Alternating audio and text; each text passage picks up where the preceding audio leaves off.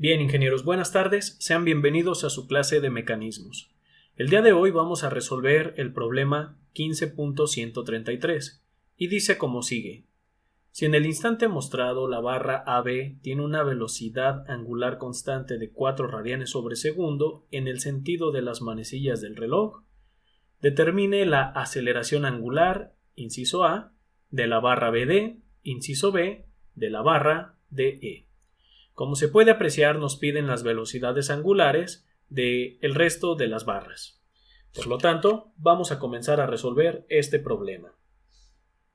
Como ya se ha visto anteriormente, necesitamos dibujar el diagrama de cuerpo libre de cada uno de estos elementos. Por lo tanto, se procede a lo siguiente. Primero, se va a hacer el diagrama de cuerpo libre del elemento que está horizontal, que es el elemento que se conoce como AB. Aquí vamos a decir que está A y aquí vamos a decir que se encuentra B. ¿Qué se tiene en este diagrama?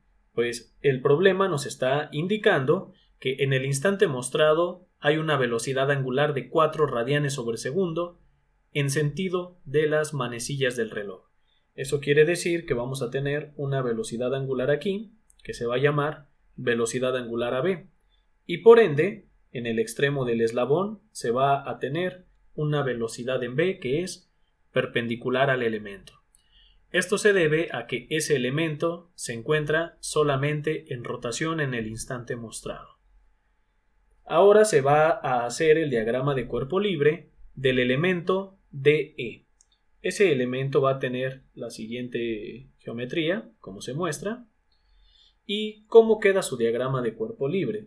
En el momento en el que el punto B va hacia arriba, el punto D también va a ir hacia arriba. Por lo tanto, se va a tener una velocidad angular en esta dirección, como se muestra, y se va a llamar velocidad angular D con subíndice E. Ahora bien, hay que poner, sin embargo, cada una de las letras involucradas en el problema. Aquí se sabe que es D y aquí se sabe que es la letra E. Como ese elemento se encuentra solamente en rotación, se va a poner una línea perpendicular al elemento, el cual me va a representar la velocidad en D. Al final se dejó el elemento BD, ya que este elemento está sometido a un movimiento plano, o también, como algunos autores lo conocen, un movimiento complejo. Este eslabón se puede ilustrar como se muestra en la figura y se va a tener que este punto de la parte superior se va a llamar B y este punto de la parte inferior se va a llamar D. Y bien, si se hace el diagrama de cuerpo libre, ingenieros, se va a saber que B justamente va en este punto B, hay una velocidad que va vertical hacia arriba. ¿De dónde sale esta velocidad? Del diagrama que nosotros habíamos realizado previamente. Ahora también, ¿qué se tiene? Pues se tiene una velocidad que va a venir en este sentido y se va a llamar velocidad en D. Esto quiere decir entonces, ingenieros, que el giro que va a tener este elemento, ¿cómo va a ser? Pues va a dar un giro en este sentido. ¿Qué quiere decir entonces si va en un sentido antihorario? Pues eso quiere decir que vamos a suponer que aquí, ingenieros, vamos a poner una velocidad angular que le vamos a llamar velocidad angular BD. Y perpendicular a esta velocidad angular, a este eslabón, vamos a tener una velocidad que le vamos a llamar velocidad de B con respecto a D. Y listo. Ese es el diagrama de cuerpo libre de los eslabones que se tienen en el problema. Hay que prestar atención en algo. El elemento que se encuentra sometido a un movimiento complejo está representando la traslación a través del vector velocidad en D y velocidad en B, pero también está aunando a ello la rotación mediante esta velocidad angular y este vector de velocidad relativa. Por eso hay que recordar que el movimiento plano se compone de una traslación más una rotación. El resto de los elementos solamente se encuentran rotando, nada más sin que es. Ahora bien, ¿qué se tiene? Pues ya se tienen los diagramas de cuerpo libre. Se va a proceder a calcular algunas velocidades. Con los datos que otorga el elemento, se va a proceder a obtener la velocidad en v. Hay que recordar que la velocidad en v va a ser igual a la velocidad angular AB por un vector de posición, que también va a ser el vector de posición AB. El vector de posición sale a partir del eje de giro y llega hasta la velocidad. Eso es lo que conocemos como el vector de posición RAB. Ahorita no lo voy a quitar, más bien no lo voy a mantener porque ahí vamos a poner algunas aceleraciones. Solamente lo pongo de modo ilustrativo. Por lo tanto, se va a tener que la velocidad en v es igual a 4 radianes sobre segundo, y esto lo vamos a multiplicar por la magnitud del vector de posición que se muestra, que es de 7 pulgadas. Por lo tanto, al hacer esa multiplicación, se va a tener una velocidad de 28 pulgadas sobre segundo. Es la única que se conoce. Ahora bien, vamos a hacer una sumatoria vectorial en donde involucre las velocidades conocidas y las que se pueden conocer para encontrar las velocidades angulares en el resto del eslabón y posteriormente las aceleraciones angulares. Por lo tanto, esa sumatoria se va a hacer a través del método gráfico. ¿Y cómo va a quedar este método gráfico? Primero, se sabe que hay una velocidad vertical que viene hacia la izquierda y que le vamos a llamar velocidad de v con respecto de d. Es justamente esta velocidad que se muestra en la pantalla. Perpendicular a esa velocidad, de manera vertical, va a existir otra velocidad que se va a llamar velocidad en v, la cual ya se conoce. Y también se sabe que aquí se está formando un ángulo de 90 grados. Por otro lado, se va a tener una velocidad en esta dirección, la cual se va a llamar velocidad en d. Todavía no se conoce en qué ángulo va, pero seguramente se va a conocer más adelante. Por lo tanto, ingenieros, este es el triángulo que se formó.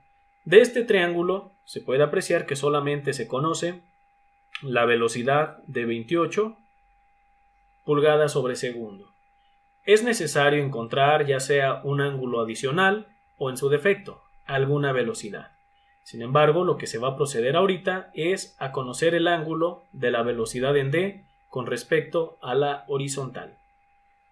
Para ello se va a hacer una serie de trazos como los que se muestran a continuación. Aquí se va a trazar una línea horizontal y aquí en la parte de arriba también se traza una línea horizontal. Vamos a trazar una línea vertical como se muestra y además aquí ya no va a ser necesario la línea vertical, pero vamos a trazar una línea negra en color negro que viene en la dirección del eslabón. Es la misma dirección del eslabón la que tiene esa línea negra. Por lo tanto, ¿qué se va a tener, ingenieros? Algo que se puede conocer aquí es este ángulo que se tiene, que se le va a llamar alfa. Ese ángulo alfa es el mismo que se tiene aquí, el cual es el ángulo del eslabón con respecto a la horizontal.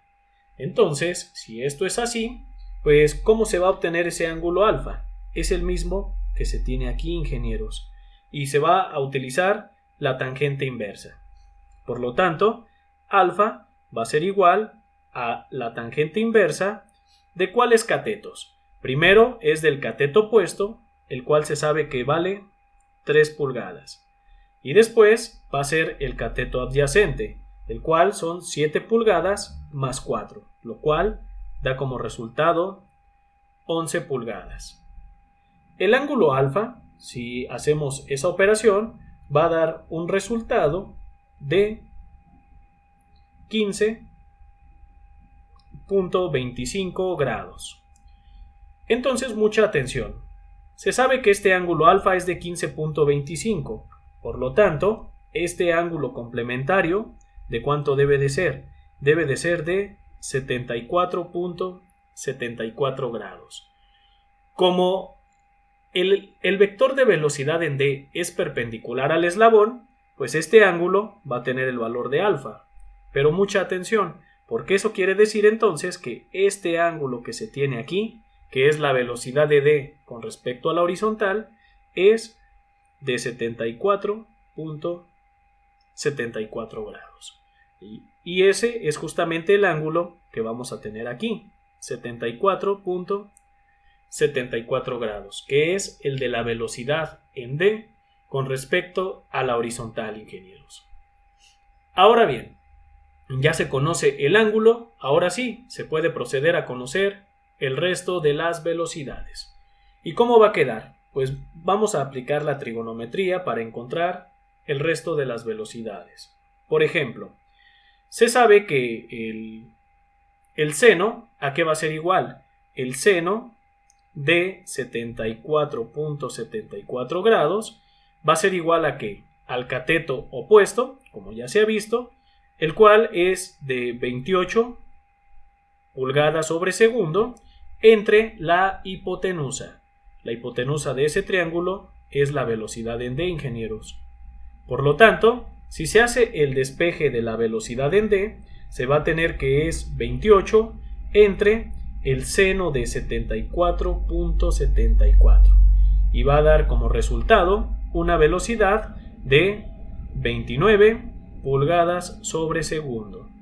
Da 29.02, sin embargo lo vamos a dejar solamente en 29. Ahora bien, hace falta otra velocidad adicional, la cual es la velocidad relativa. Esa velocidad relativa yo la puedo obtener a través de la tangente. ¿Por qué? Porque se sabe que la tangente de 74.74 grados es igual a ¿qué? Es igual al cateto opuesto, que son los 28 pulgadas sobre segundo, y esto va a ser entre el cateto adyacente, el cual es la velocidad de B con respecto de D. Por lo tanto, la velocidad de B, la velocidad de B con respecto de D, ¿a qué va a ser igual, ingenieros?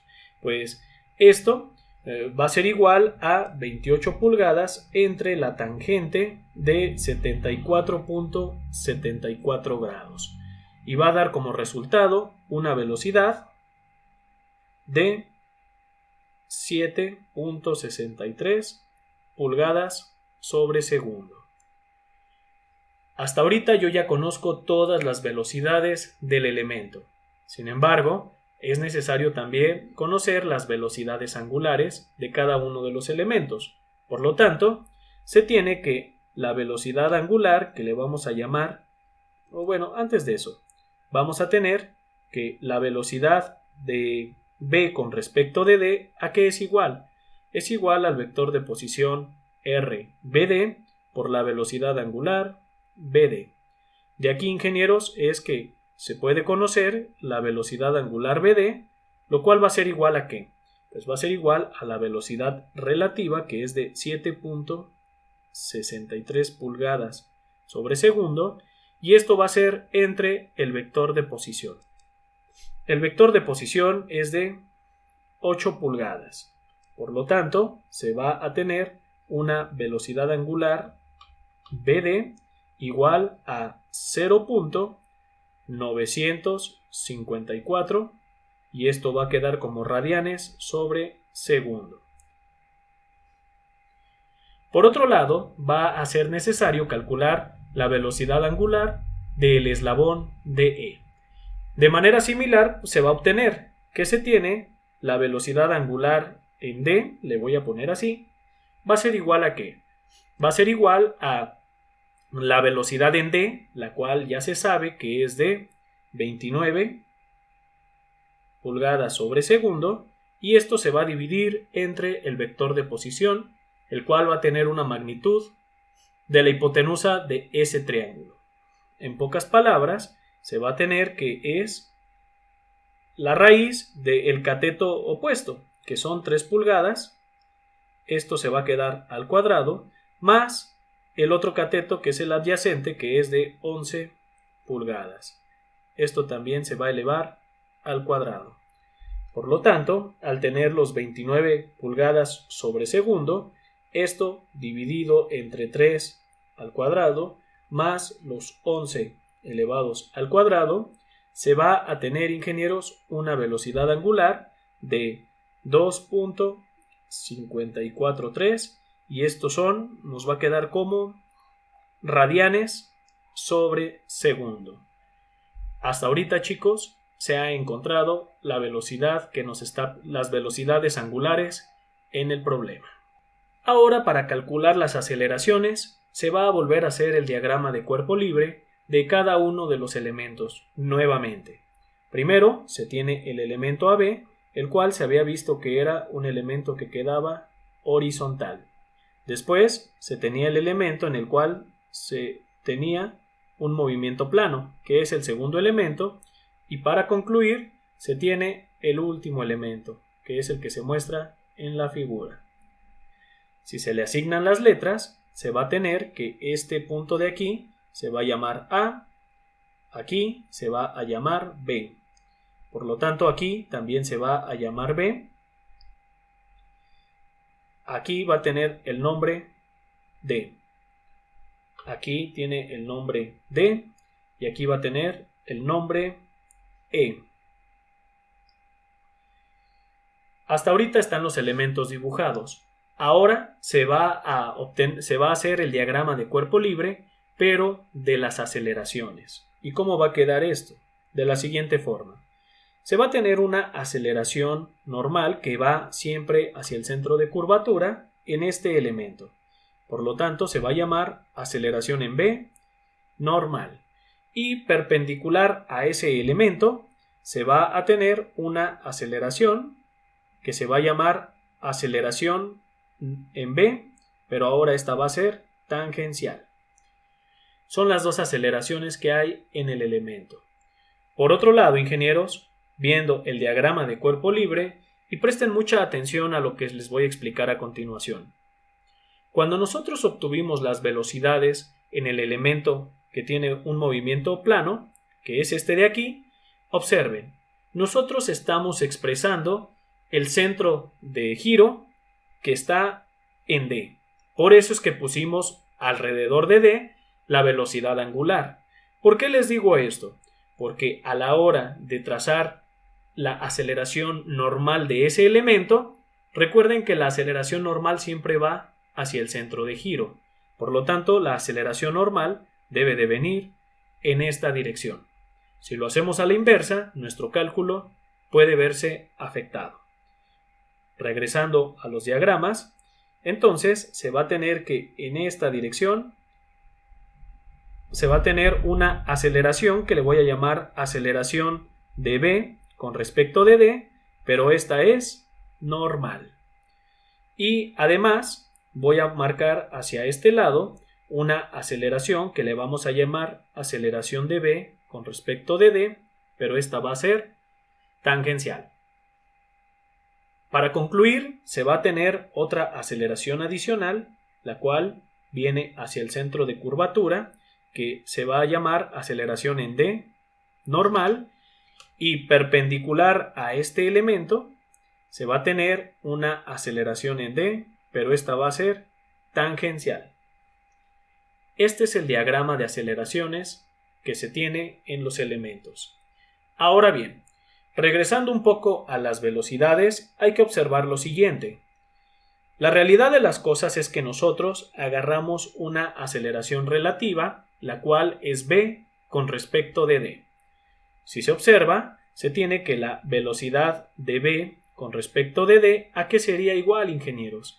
Esto va a ser igual a la velocidad de B menos la velocidad de D, donde de aquí, si se despeja la velocidad de B, va a quedar igual a la velocidad relativa más la velocidad en D. Podemos hacer patente esta ecuación de la siguiente forma. Si recuerdan, cuando la puntita de un vector toca la colita de otro vector, quiere decir que hay una sumatoria. Por lo tanto, aquí, ¿qué se puede apreciar? que la velocidad relativa está tocando la colita de la velocidad en d. Por lo tanto, es una sumatoria, lo cual obedece nuestra ecuación, la sumatoria que nosotros acabamos de hacer. ¿Y qué va a dar como resultado de esa sumatoria? Va a dar el cateto en B, así como se muestra, ingenieros, en la pantalla. Por lo tanto, tenemos que respetar esta condición. Es decir, ¿por qué digo que respetar? Si derivamos con respecto del tiempo esta expresión, ¿qué vamos a obtener? Pues vamos a obtener que la aceleración de B con respecto de D, ¿a qué va a ser igual? Pues va a ser igual a la aceleración, vamos a llamarle de B, menos la aceleración de D. Podemos utilizar esta ecuación o el despeje que hicimos en la parte de abajo. El resultado va a ser el mismo. Sin embargo, se recomienda poner del lado izquierdo alguna de las variables que se desean encontrar. En este caso, yo voy a poner la velocidad angular. Lo voy a dejar así, no pasa nada. Se va a quedar así esa expresión. Por lo tanto, ha llegado el momento de descomponer cada una de las aceleraciones que hay en el elemento. Para ello, vamos a comenzar. Primero, vamos a obtener la aceleración en B, la cual es normal. Y se sabe que cuando hay una aceleración normal, se va a tener que el radio de curvatura, el vector de posición se va a multiplicar por la velocidad angular al cuadrado. En este caso, como estamos hablando del punto B, va a ser el vector de posición AB por la velocidad angular AB. ¿Qué se puede apreciar aquí? Que el vector de posición, como ya se ha visto, es de 7 pulgadas. Se van a tener las 7 pulgadas y se van a multiplicar por la velocidad angular, la cual es de 4 radianes sobre segundo, y esto se va a elevar al cuadrado.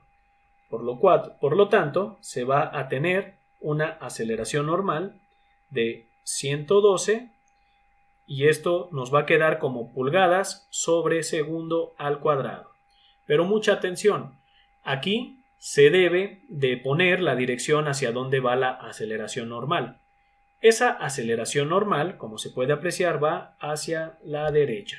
Eso nos va a ayudar bastante, esas flechitas nos van a ayudar visualmente para poder ubicar cada una de las aceleraciones en el eje que les corresponda.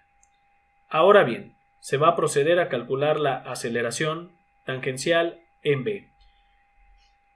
Si se lee bien el problema, se dice que la velocidad es constante. Al ser una velocidad constante, quiere decir que no hay una aceleración angular. Y por lo tanto, ¿qué pasaría? Que el vector de posición AB por la aceleración angular AB, que es como se obtiene la aceleración tangencial, pues este término de aquí va a ser 0. Y por lo tanto, todo el término de la aceleración tangencial va a ser igual a 0. Pasando al siguiente diagrama, que es el segundo, se va a tener ahora que la aceleración de B con respecto de D normal, ¿cómo va a quedar? Queda de la siguiente forma. Se va a tener una aceleración normal que va hacia abajo y es el vector de posición, el cual ya se sabe que es de 8 pulgadas, por la velocidad angular al cuadrado. Esa velocidad angular es la velocidad angular del elemento BD, el cual es de 0.958. 0.900, es 54. Y esto queda en radianes sobre segundo. Y todo esto va a quedar elevado al cuadrado, ingenieros. De tal manera que al multiplicar al elevar al cuadrado los 0.954 y multiplicarlos por las 8 pulgadas, se va a tener una aceleración normal de 7.28. Estos son radianes sobre... No es cierto, no son radianes, son pulgadas sobre segundo al cuadrado. ¿Y en qué dirección va a venir esa aceleración normal? De acuerdo a nuestro diagrama, viene en una dirección vertical hacia abajo. Vamos a hacer lo propio con la aceleración de b con respecto de d, pero ahora esta es tangencial. Y como ya se vio, se multiplica la magnitud del vector de posición por la aceleración angular, que en este caso se va a llamar aceleración angular BD. No la conocemos, es la que nos está solicitando el problema conocer. ¿Y en qué dirección va? Esa aceleración tangencial viene de manera horizontal, hacia la derecha. Para concluir, pasamos al último eslabón. ¿Y qué se tiene? Se va a tener una aceleración en D, primero normal, la cual va a ser, no sacamos la hipotenusa con un valor, vamos a obtener esa hipotenusa. Resulta de que es 3 elevado al cuadrado más los 11 también que se elevan al cuadrado y a ambos se les saca raíz.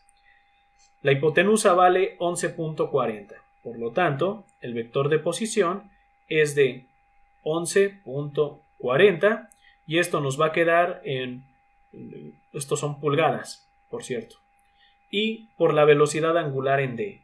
La velocidad angular en D es de 2.543. 2.543. Esto es radianes sobre segundo y esto se debe de elevar al cuadrado. Por lo tanto, los 2.543 elevado al cuadrado y multiplicados por el vector de posición se va a tener una aceleración normal de 73.722 y esto nos va a quedar como pulgadas sobre segundo al cuadrado. ¿En qué dirección? Pues en una dirección que viene hacia abajo. ¿Y cuánto vale este ángulo, ingenieros? Como ya lo habíamos visto, el ángulo de la velocidad, o más bien, vamos a ver, es el ángulo alfa, como se puede apreciar. ¿Por qué? Vean, la aceleración normal viene en esta dirección, ingenieros. Si prolongamos ambos eslabones, así como lo acabo de poner, por ser opuesto por el vértice, este ángulo también va a ser alfa. Vamos a borrar esto que no ocupamos y listo. Pues entonces, ¿qué se tiene, ingenieros? Que esto va a ser alfa. Ahora bien, se va a sacar la aceleración en D, pero ahora es tangencial y esto va a ser igual a 11.40 pulgadas y esto lo vamos a multiplicar por la aceleración angular en D. ¿En qué dirección va? Pues nosotros la acabamos de suponer que va en esta dirección, lo cual también es el ángulo, de hecho no es el ángulo alfa, como pueden ver, es el ángulo complementario de alfa, es decir, con respecto a la horizontal es el ángulo de 74.74. Regresando, se va a tener que este ángulo es de 74.74, así como se está indicando. Ahora bien, ha llegado el momento de plantear el sistema de ecuaciones de acuerdo a la ecuación que planteamos inicialmente en la parte superior. Como se puede apreciar, esto es una sumatoria vectorial, obviamente. Esto de aquí es una sumatoria vectorial. No se puede sumar A más B directamente, porque entonces lo que estaríamos haciendo es una sumatoria aritmética. Como es una sumatoria vectorial, se puede apreciar que todas las aceleraciones van en diferentes direcciones. Por lo tanto, va a ser necesario primero determinar las aceleraciones que van en X y después sumar las aceleraciones que van en Y. Por lo tanto, ¿cómo va a quedar? Vamos a poner aquí para X. ¿Y qué se tiene? Vamos a comenzar con la aceleración relativa que tenga componente en X. Aquí se puede apreciar que la aceleración normal de la aceleración relativa no tiene componente en X, por lo tanto no se va a poner. La aceleración tangencial sí tiene componente en X, por lo tanto esto va a ser 8 por alfa BD. Esto va a ser igual a ¿qué? A las aceleraciones de B. Sabemos que en las aceleraciones de B, la aceleración tangencial vale 0. Sin embargo, la aceleración normal tiene un valor de 112. No voy a poner unidades para no perdernos en la ecuación. Después se tiene que va a ser menos.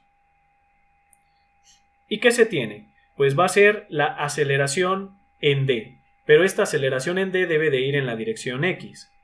¿Cuál se tiene? Pues se tiene que en la aceleración en D, que es la que se tiene aquí, vamos a tener tanto en la normal como en la tangencial dirección en X. Por lo tanto, ¿qué se va a tener? Como se puede apreciar, vamos a tener primero con la normal una dirección en X que va a ser de 73.722 y como es en X va a ser, vamos a multiplicar esto por el coseno de alfa. Alfa, como ya se vio, se va a tener que alfa es de 15.25. 15.25. Y después se tiene ahora también una componente en X, como se muestra en la tangencial. ¿Y esto a qué va a ser igual? Pues esto va a ser igual a 11.4 alfa D y se debe de descomponer con su componente en X, ya sea coseno de 74.74 o en su defecto el seno de 15.25 y listo, y esto se cierra. Como se puede apreciar, se tiene una ecuación y se tienen dos incógnitas. ¿Cuáles son las incógnitas? Es la aceleración BD y es la aceleración angular en D. ¿Cómo vamos a obtener la otra ecuación para tener un sistema de 2×2? Pues ahora se va a hacer lo mismo, pero para la componente en Y. ¿Y qué se tiene? Primero, vámonos con la velocidad relativa. ¿Qué componentes tiene en Y? Hay una componente normal que vale 728. La componente tangencial va en la dirección X, por lo tanto, no se considera. De tal manera de que ahora nos pasamos a la dirección en B y se tiene que en la dirección en B la aceleración normal es horizontal, por lo tanto no se considera, y la aceleración tangencial vale 0. No tenemos término de aceleración en B, pero sí vamos a tener en la aceleración en D. ¿Y cómo queda? Pues va a ser menos. ¿Y qué se va a tener en la aceleración en D? Se va a tener en el término Y, primero, la aceleración normal, la cual es de 73.722 y esto se va a multiplicar por el seno de 15.25, que es alfa. Pero atención, porque de acuerdo a lo que nosotros pusimos, esta dirección normal se puede apreciar que va hacia abajo. Por lo tanto, no hay que olvidar el signo negativo aquí. Este signo negativo, ingenieros, es el que surge de esta ecuación. No se vayan a confundir. Y este signo negativo es el que surge porque la dirección de esta aceleración va hacia abajo. Por lo tanto, ahí están esos signos negativos. Y ahora, ¿qué otra cosa se tiene? Pues se tiene que va a ser más esta aceleración que se tiene aquí, la cual es de 11.40 y esto se va a multiplicar, ¿por qué? Por el coseno de 15.25. Pero atención, y esto va a ser la aceleración que le pusimos, aceleración en D. Y listo, ingenieros, como se puede apreciar, hemos encontrado una segunda ecuación. Pero lo mejor de todo es de que esta segunda ecuación, a esta le vamos a llamar 1, a esta le vamos a llamar 2. Lo mejor de todo es de que con esta segunda ecuación, Inges, tenemos solamente una incógnita y una ecuación. Por lo tanto, ¿qué se va a tener? Se puede calcular de una vez la aceleración angular en D. ¿Y cómo va a quedar esa aceleración angular en D? Va a quedar 7.28, que es lo que está en este lado, este signo menos con este se va a hacer más y pasándolo al otro lado va a ser menos, que es de 73.722 por el seno de 15.25. Y a ese resultado se le va a dividir, como ya lo vieron, que de hecho ese resultado es de menos 12.111. A ese resultado se va a dividir entre 11.40 coseno de 15.25. Entonces, si se hace la división entre 11.40 coseno de 15.25, se va a tener una aceleración de, a ver, esto pasó, es negativo, pues se va a tener una aceleración de 1.1, estos son radianes sobre segundo al cuadrado. Nada más vamos a verificar que el signo sea correcto. ¿Y qué se va a tener? Se pasó hacia el otro lado, el signo es negativo, entonces este se quedó como positivo. Ok, entonces esto me va a dar como resultado, ingenieros, un signo negativo, es de menos 1.1 radianes sobre segundo al cuadrado. Ahora que ya se conoce esta aceleración angular en D, la podemos sustituir en esta ecuación y de esta manera encontrar la aceleración angular BD. Por lo tanto, se va a proceder a calcularla. ¿Y cómo va a quedar esto? Va a quedar de la siguiente manera. Se va a tener que es 112, como ya se vio, menos, y en este momento se va a abrir el corchete de 73.722 multiplicando el coseno de 15.25. Y a esto se le va a sumar 11.4 por la velocidad, la aceleración angular que ya conocemos, que es de menos 1.1. Y a esto lo vamos a multiplicar por el seno, ingenieros, de 15.25. Al final, eso se va a dividir entre 8 y se va a tener como resultado final una aceleración angular, Inges, de 5.52. Estos son radianes sobre segundo al cuadrado. Y de este modo, ingenieros, es que hemos encontrado lo que el problema nos ha solicitado.